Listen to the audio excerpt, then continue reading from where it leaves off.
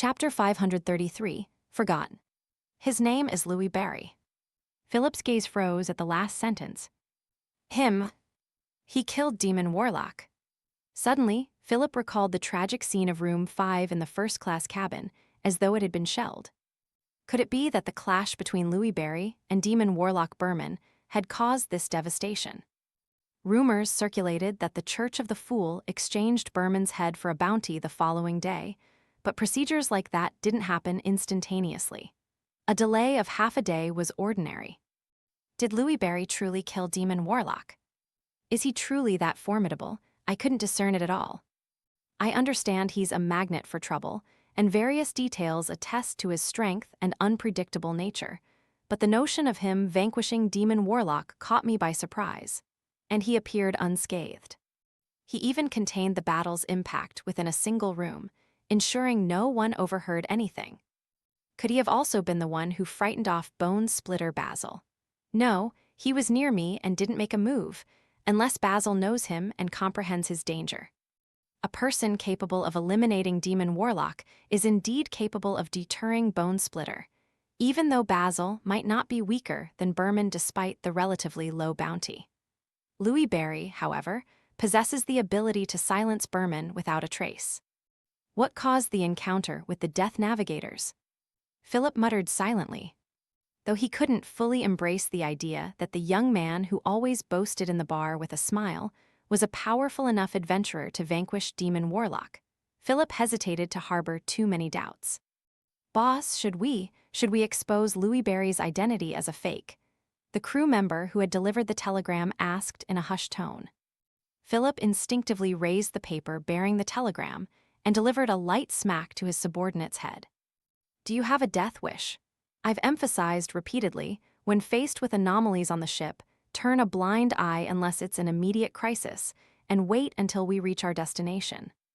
Philip pondered for a moment, concerned that his subordinate might act in error due to misunderstanding or disbelief. He clarified deliberately, we're still at sea.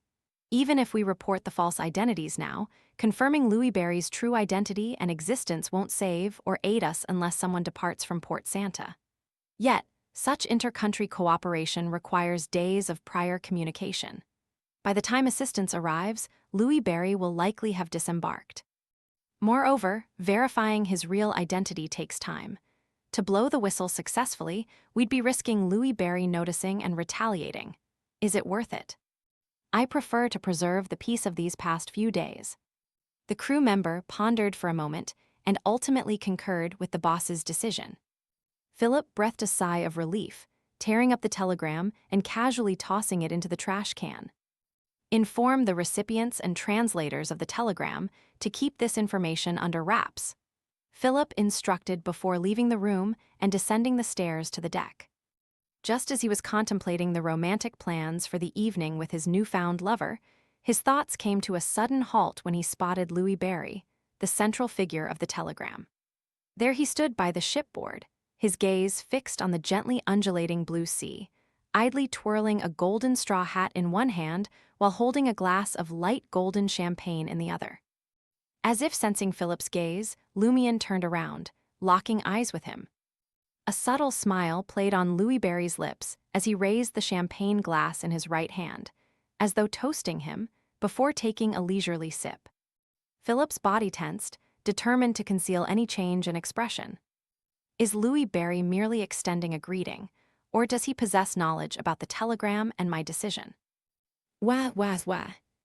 White-headed seabirds soared gracefully under the pristine, blue sky, their cries distinct from those in Port Gaddy and Port Farim. At times, they glided low, skimming past wooden fishing boats adorned with billowing white sails. Fishing, a vital industry in Port Santa, instilled both fear and reverence for the sea in every fisherman's veins. While they could have children who strayed from the beliefs of the Earth Mother, they couldn't bear descendants who dared to blaspheme the sacred sea prayer ritual. Lumion, taking in the scenery different from the Intis port and Port Santa's gradually rising mountain range in the distance, silently offered praise to the Fool. The journey from Port Farim to Port Santa unfolded surprisingly uneventfully. No storms, no pirates, and no encounters with beyonder incidents. This respite allowed him a few days of tranquility. Lumion finished 2 foundational Highlander textbooks and perused information on spirit world creatures. He failed to find a description of Arden, the evil spirit from the depths of death. Whether Madame Magician omitted the information or remained unaware of it remained uncertain. We'll be entering the port in half an hour. Lumion, who had been taking respite for the past few days, cracked his neck from the living room window of cabin 5 in first class. Here lay potential clues about the key members of April Fools, Bard, and Ultraman. Of course, it could also be a trap. Lumion's body trembled slightly, filled with anticipation. Finally, the flying bird smoothly docked at Port Santa. Lumion, hand in hand with Ludwig and trailed by Lugano carrying their luggage, made their way towards the gangway. On the deck, they encountered Batna Comte and his companion Nalfi, already awaiting their turn. Perhaps influenced by Lumion's words about seizing the moment as an adventurer, Nalfi, who had initially insisted on separate cabins, had moved in with Batna 2 days ago. Batna's face radiated a flush of confidence as he waved and exclaimed, "Louis, you don't strike me as much of an adventurer.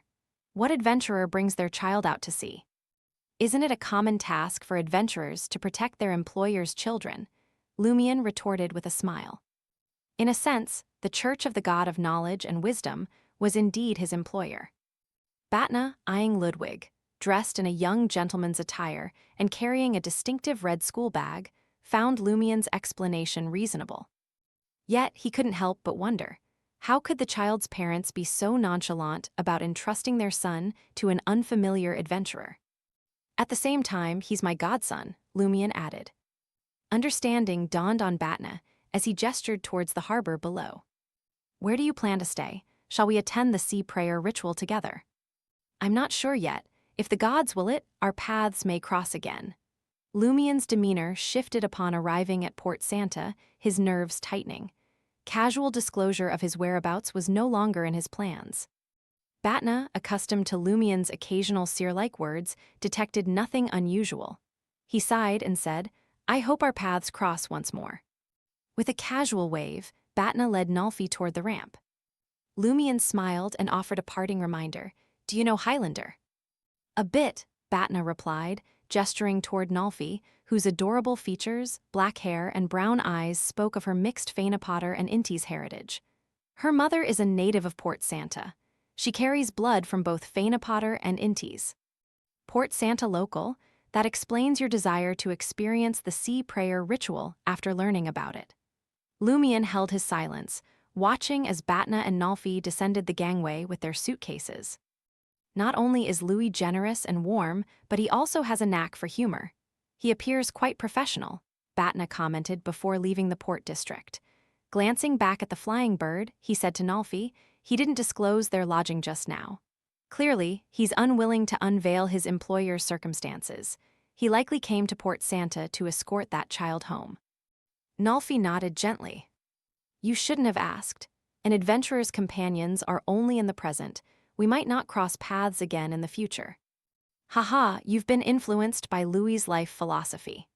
Batna noticed a paperboy approaching and suggested to Nalfi, grab a few newspapers related to maritime rumors.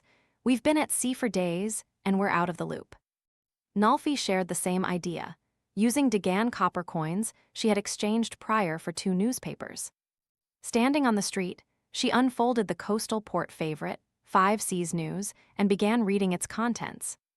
Batna, unfamiliar with Highlander, patiently waited for Nalfi to digest the news and relay the information to him. Suddenly, Nalfi's eyes narrowed, and her grip on the newspaper tightened. What's wrong? Batna asked curiously. Nalfi hesitated before sharing. There's a rumor in Port Farim that the adventurer who hunted the demon warlock is named. What's his name? Batna pressed. Nalfi fell silent for a few seconds before saying, His name is Louis Barry. Louis Barry, Batna was taken aback. Lumion, Ludwig, and Lugano patiently waited for most passengers to disembark before making their exit. As Lumion stepped off the gangway, his attention was drawn to a woman in a black nun's attire and matching hat. Carrying a brown suitcase, she turned into a fork in the road. See, could it be the weeping woman I glimpsed through the mystery-prying glasses? Lumion pondered, averting his gaze thoughtfully. As he moved forward, his mind raced with plans for the immediate future. Firstly, he needed to find an inn in the harbor district. Secondly, he had to compose a letter to Madame Magician, notifying her of his arrival in Port Santa. The situation involved celestial worthy and potentially played into Loki's schemes. Carelessness was not an option. Write a letter to Madame Magician. Write a letter. Lumion's pupils dilated as he sought to discern if the world ahead was real. Throughout his days aboard the ship, he kept forgetting to write to Madame Magician. He had intended to consult his major arcana card holder, questioning the significance of the frequent occurrences related to the flying bird's calamities. Yet he had completely forgotten about it.